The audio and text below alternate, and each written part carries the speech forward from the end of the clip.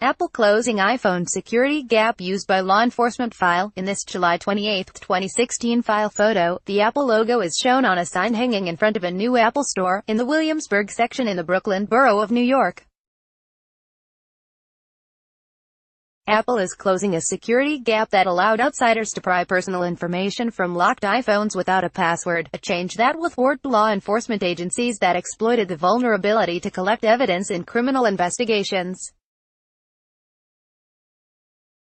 AP photo, Mark Lenehan, file, San Francisco, AP. Apple is closing a security gap that allowed outsiders to pry personal information from locked iPhones without a password, a change that will thwart law enforcement agencies that have been exploiting the vulnerability to collect evidence in criminal investigations. The loophole will be shut down in a forthcoming update to Apple's iOS software, which powers iPhones. Once fixed, iPhones will no longer be vulnerable to intrusion via the Lightning port used both to transfer data and to charge iPhones. The port will still function after the update, but will shut off data an hour after a phone is locked if the correct password isn't entered. The current flaw has provided a point of entry for authorities across the U.S. Since the FBI paid an unidentified third party in 2016 to unlock an iPhone used by a killer in the San Bernardino, California, mass shooting a few months earlier. The FBI sat outside help after Apple rebuffed the agency's efforts to make the company create a security backdoor into iPhone technology.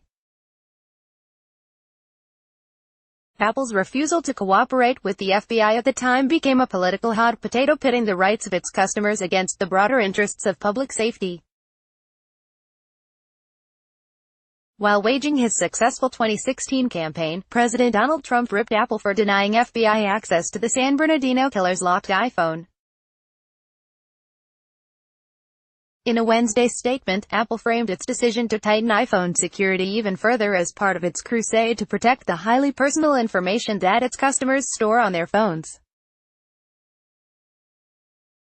CEO Tim Cook has hailed privacy as a fundamental right of people and skewered both Facebook and one of Apple's biggest rivals, Google, for vacuuming up vast amounts of personal information about users of their free services to sell advertising based on their interests.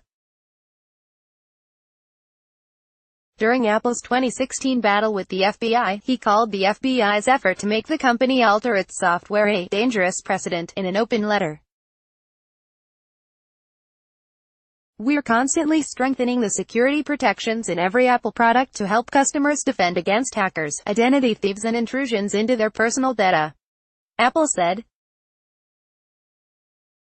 "We have the greatest respect for law enforcement, and we don't design our security improvements to frustrate their efforts to do their jobs," it was first reported by various news outlets, including Reuters and the New York Times. It's unclear what took Apple so long to close an iPhone entryway that had become well known among legal authorities and, presumably, criminals as well. It got to that point that two different firms, Israel-based Celebrite and U.S.